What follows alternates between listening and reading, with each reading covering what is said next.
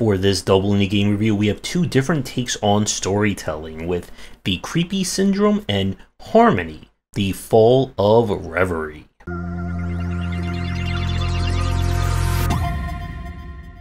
We are starting things off with The Creepy Syndrome.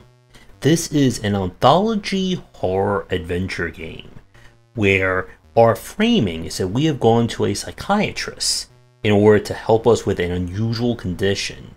And to kind of solve that, we are going to have to kind of go into, well, various different scenarios. The game itself is actually made up of 4 individual games, each with a completely different setting, different aesthetic, and different goals for you to achieve. I'll be swapping between 3 of them throughout the footage here, also to make sure that we're not spoiling too much on any single game.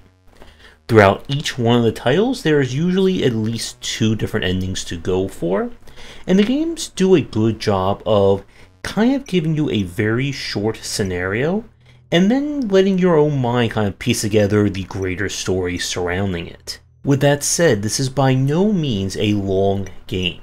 Each one of the 4 episodes, probably give or take, will be about 15 to 20 minutes once you know what you're doing. Each one, again, has very different UI and UX to it. The first one, which is kind of like a first-person, almost like walking sim dungeon crawler, is probably the least impactful.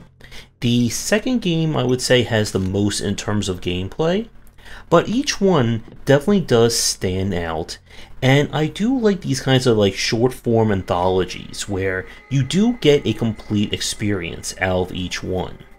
So if you're in the mood for some horror and looking for some very different takes in a single game, I would recommend checking out The Creepy Syndrome. If you are someone who's looking for a very involved and in-depth horror experience, this one may be a little too short for you.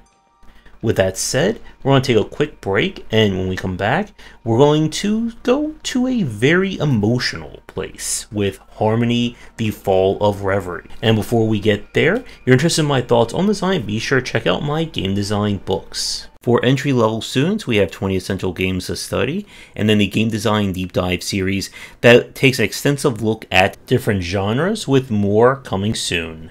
Harmony, The Fall of Reverie is a visual novel / choose-your-own adventure game.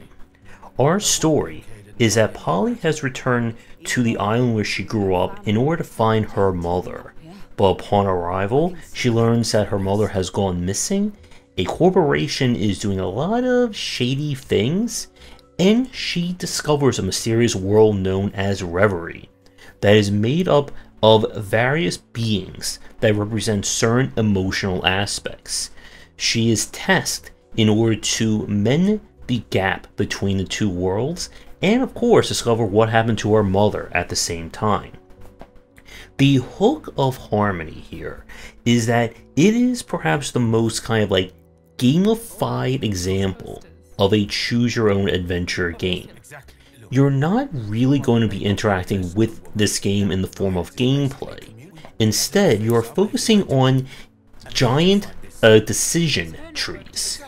How the game plays out is that you'll choose different aspects or different decisions at different nodes.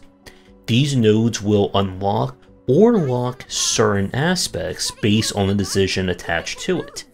All the while, you are collecting crystals that represent the different aspects in Reverie. When you get enough of them, they will kind of push the story down different directions. And the game is set up in a kind of act and chapter format. What your major decisions you make in one chapter will come back and affect things in subsequent chapters. And which forces you decide to support or choose out of the beings of Reverie will affect the ending and, again, major decisions down the line. So the main thing about this game is that it really does, I think, go as far as you could possibly expect out of the decision node or decision tree of a choose your own adventure. There are certain nodes that will activate based on how one event will play out. Some will force you to decide between different events. And all this is very interesting. But the problem is that if you're expecting any kind of actual like gameplay or manipulating of the mechanics, there is none of that here.